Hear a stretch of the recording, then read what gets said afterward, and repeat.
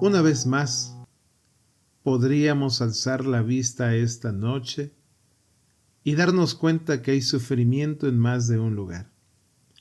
Quizá podríamos voltear la vista hacia la derecha y notaríamos que hay un segmento de violencia.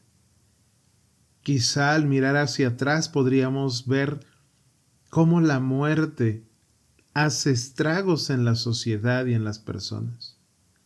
Y es que, mis estimados, los tiempos que estamos viviendo pareciera ser que algún personaje pudiera librarnos de ellos. Sin embargo, mis estimados, los tiempos que vivimos son tiempos difíciles, son tiempos malos. Por eso esta noche quiero recordarle a usted una de las mayores promesas y al mismo tiempo compartir una aplicación para nuestra vida espiritual. Cuando usted toma su Biblia en el capítulo 6 de Génesis, verso 7, está narrando Moisés cómo fue la maldad de este mundo, al grado que la violencia, el sufrimiento y la muerte, entre muchas otras cosas, era una realidad social. En el verso 7 dice que Dios no es indiferente cuando todas estas cosas suceden.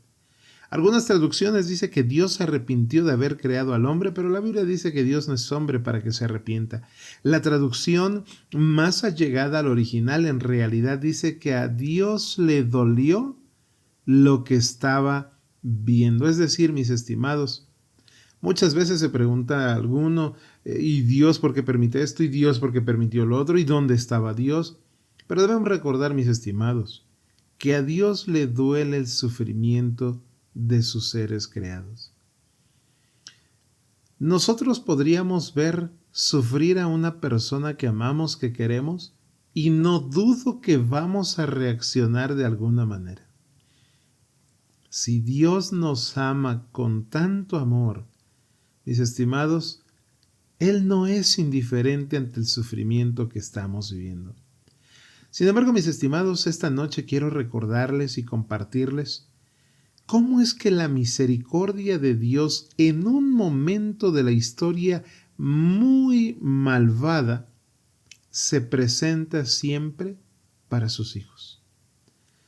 La primera vez que aparece la palabra gracia en la Biblia es en esta narración entre los versos 6 y 9 del libro de Génesis. Debo decirle que la gracia, para poderlo entender, es algo que usted recibe, que yo recibo, pero no merecemos. Los regalos muchas veces llegan a nosotros, no los merecemos y los tenemos. Pero la gracia divina, mis estimados, es recibir lo que no merecemos. Para ser más precisos, esta noche yo quisiera que usted recordara que por mucho que pudiésemos esforzarnos y trabajar, usted y yo no podríamos salvarnos. La salvación es por gracia. Y mis estimados, en estos días malvados, usted y yo podemos tener seguridad. Y no me refiero a una seguridad privada, no me refiero al ejército, a las armas, a algún guardaespaldas. Mis estimados, este relato bíblico nos muestra la seguridad que podemos tener en estos últimos días. Resulta que en la historia de Noé, el capítulo 6, verso 9, dice o describe que Noé era un varón justo y perfecto en sus generaciones. Para ser más breve, mis estimados, esta declaración se le hace a Noé porque Noé contaba con tres características bien importantes. Número 1, era un hombre de convicción. Aunque la tierra estaba plagada de gentes, la diferencia de Noé con respecto a los demás era la convicción. Y es que muchos de nosotros sabemos lo que sucede, lo que va a venir, lo que hemos vivido, pero no vivimos con convicción. Podríamos decir que aceptamos, pero no estamos convencidos. Sabemos que, pero no estamos convencidos. Bueno, Noé era una persona de convicción. Además de eso, Noé era una persona que cuidaba mucho sus pensamientos. Y como tercer lugar, Noé era una persona de mucha acción. El capítulo 11 de Hebreos dice que Noé es salvo no por propia justicia, no por sus buenas obras, sino por la fe en Dios. Y es que, mis estimados, rápidamente quiero recordarle a usted que la fe es esa certeza, esa seguridad de lo que esperamos, aun cuando no lo podamos ver.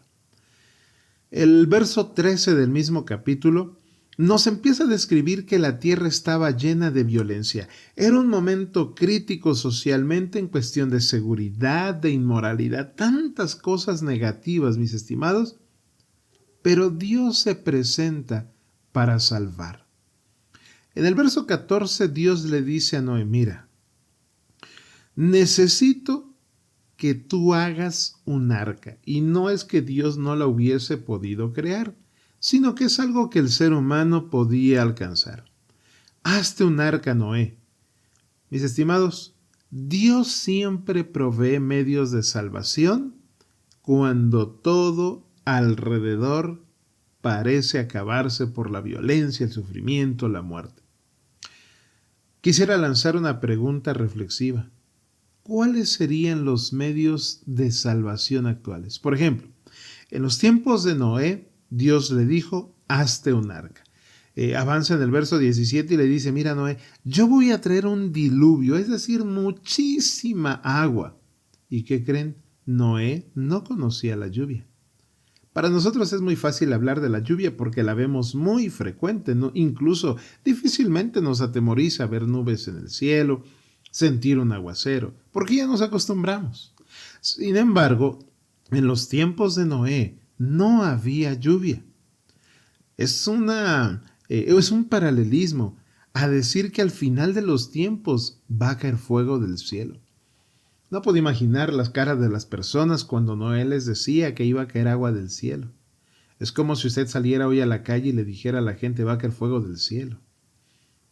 Sin embargo, mis estimados, lo que quiero resaltar en este segmento de la historia es que cuando Noé escuchó la instrucción de Dios de hacer un arca, Noé no opinó cómo debía hacerla. Tampoco se quejó del trabajo que conllevaría hacer el arca y mucho menos cuestionó los mandatos de Dios. El ejemplo de Noé es que él obedeció y literalmente a la voluntad de Dios. Por eso en el verso 18, Dios hace un pacto con él y le dice, mira, esta arca va a ser el medio de salvación para ti, pero ¿qué crees? No solamente te vas a salvar tú, sino que vas a poder salvar a tu familia, en este caso, a tus 3 hijos, a tu esposa y a las esposas de tus hijos. Mis estimados, la primera evidencia de que Noé creyó por fe. Él no sabía cómo iba a terminar el arca, recibió tal vez, lo voy a decir coloquialmente, los planos, porque Dios le dijo las medidas y cómo lo habría de preparar, pero él no lo podía ver terminado. Él no comprendía la magnitud de lo que se avecinaba, pero simplemente creyó y por fe obedeció. El verso 22 es muy puntual y dice que Noé hizo las cosas conforme a Dios le mandó. Es que, mis estimados, en nuestros días puedo decir que algunos medios de salvación que Dios nos ha dejado son cuestionados por nuestra mente, por nuestra persona y también por muchas personas que nos rodean. Sin embargo, mis estimados, volvería a recordar, dice el verso 22, Noé hizo conforme a lo que Dios le mandó. Dios se le presenta a Noé en el capítulo 7 y le dice, mira, ya está el arca lista. Ya has trabajado muchos años, pero ahora ¿qué crees? Noé, tienes que entrar tú y tu familia. El verso es muy puntual y dice que Dios había fijado la vista en Noé, pero el hecho de que Noé había sido obediente le permitió la confianza de salvación a toda su familia. Mis estimados, cuando ustedes y yo decidimos confiar en las instrucciones de Dios, no solamente recibimos bendiciones nosotros, sino también las personas que nos rodean, las personas que nos aman, a las personas que amamos. Dios le dice a Noé, vas a entrar y vas a tener que estar 7 días, de acuerdo al verso 4 del capítulo 7. Después de esos 7 días va a llover.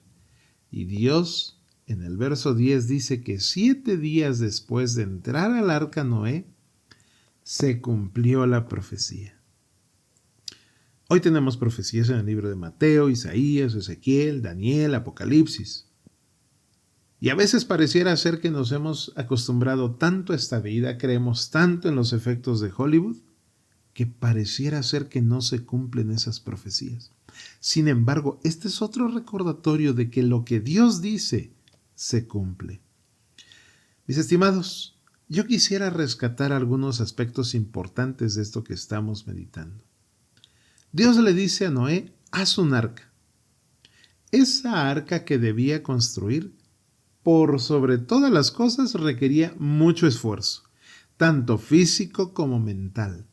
Habría que organizar a las personas, habría que ir a cortar la madera, había que darle el tratamiento para que en el diluvio no penetrara la humedad.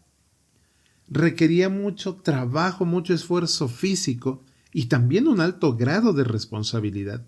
Imagínense que Noé le decía a su hijo, mira, Dios me lo encargó y yo te lo encargo a ti. Yo no sé cómo hubiese quedado esa arca. Sin embargo, mis estimados, la historia dice que Noé hizo conforme a lo que Dios había mandado.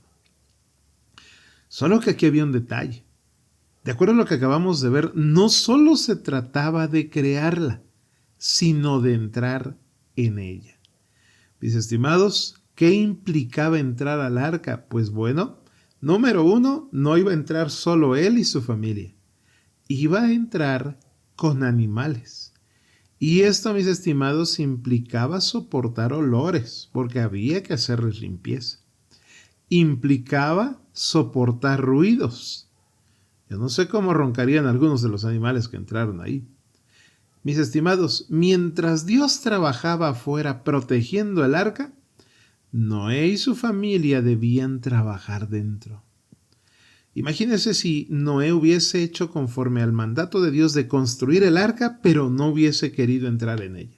O vamos a ponerle un plus, la creó, entró en ella, pero no quería trabajar. Para darse una idea, mis estimados, Génesis 7:11 y 8:4 dice que aproximadamente tardó 5 meses desde que empezó el diluvio hasta que el arca se posó sobre los montes de Ararat. Pero después de que encalló en esos montes, 7 meses después, Noé y su familia pudieron salir del arca. En pocas palabras, mis estimados, el arca fue el medio de salvación durante 1 año en el que Noé y su familia tuvieron que convivir con los animales. Yo no puedo imaginar qué ruido hacía un león a medianoche, por ejemplo. Algunos humanos hacen mucho ruido, por ejemplo, y hay que soportarlos. Imagínense si no hubiesen querido soportar a los animales, que alguno de los hijos de Noé hubiese dicho, papá, yo no quiero, yo no soporto ese ruido de los animales, me voy a salir del arca. No sé qué le hubiera pasado, pero creo que sí sabemos. Mis estimados, el arca implicaba deberes. El arca implicó mucha preparación y dentro de ella también fue necesaria la paciencia.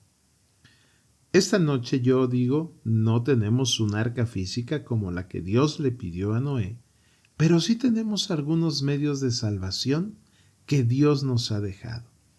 Mis estimados, quiero que de alguna manera usted recuerde que el arca constituyó una prueba de bondad de Dios para la humanidad, principalmente para Noé y su familia. Sin embargo, también el arca constituyó fe y obediencia de Noé. El arca, mis estimados, fue el refugio en los tiempos de peligro.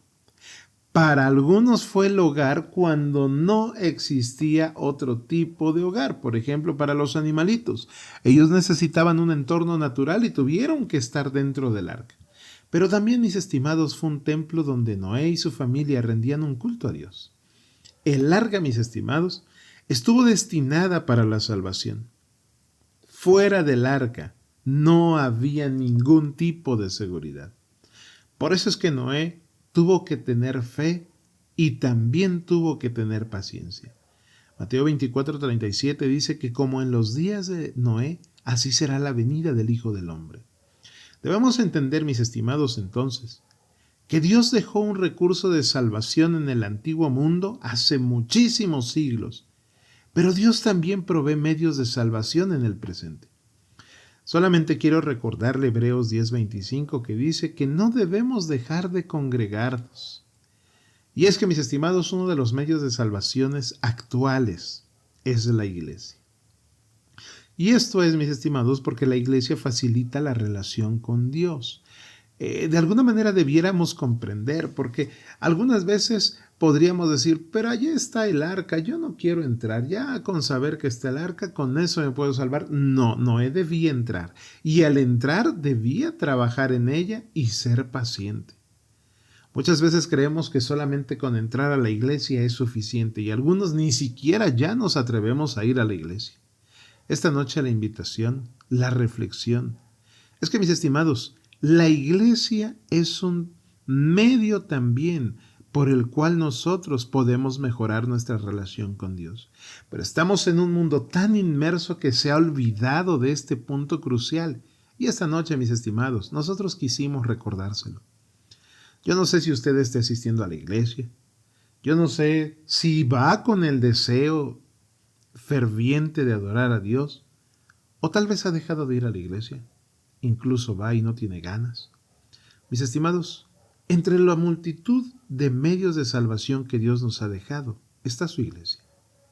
Si bien es cierto que hay muchas iglesias que nombran a Dios y no todas nos llevan a Dios, también es nuestro deber investigarlo. Isaías profetizó que habría falsas iglesias. Apocalipsis también nos habla de falsas iglesias. Pero no podemos apuntar solamente con el dedo. Es la palabra de Dios la que nos ilumina para saber cuál es el camino correcto. Y si usted en algún momento ha pensado, oiga, pero es que uno va a la iglesia y las personas son bien malas. No dejan de hacer ruido como el león que estaba en el arca y solamente estaba gruñendo. O tal vez no dejan de aletear como las aves que estaban dentro del arca. Mis estimados, tal vez algunos no dejamos de alardear como los monos que también estaban dentro del arca. Sin embargo, mis estimados, el arca fue un medio de salvación para todos los que entraron en ella. Yo sé que algunas ocasiones usted llega a la iglesia y dice, esa persona no me agrada, o yo no le agrado a esa persona. Pero, mis estimados, son los medios de salvación que también Dios nos ha brindado. Hechos capítulo 2, de los versos 46 y 47, nos recuerda que las personas, los cristianos, no dejaban de reunirse en el templo.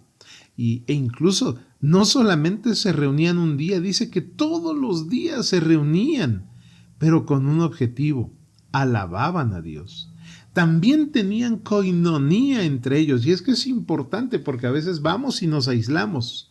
Mis estimados, es importante tener coinonía entre todos los asistentes. Pero sobre todo, mis estimados, yo quisiera llamar la atención a la última parte que dice, Dios añadía a los que habrían de ser salvos. Mis estimados, yo sé que en algún momento, al hablar del arca, es una historia muy conocida. Pero cuando hacemos un paralelismo con la iglesia, recuerde que Dios provee medios de salvación. Esta noche, yo no sé cómo esté su relación con Dios. Yo no sé cada cuánto esté asistiendo a la iglesia. Yo no sé con qué corazón se acerca a la iglesia. Pero sí quiero recordarle que Dios ha prometido que su iglesia es un trampolín para exhortarnos, como dice Pablo, para motivarnos, en tanto vemos que el día final se acerca. Gracias por habernos acompañado esta noche. Esperamos que en su vida personal pueda usted sentir esa motivación de decir, yo quiero estar en ese lugar que Dios ha provisto también para mi salvación. Gracias por habernos acompañado, que el Señor les bendiga y nos saludamos la próxima semana.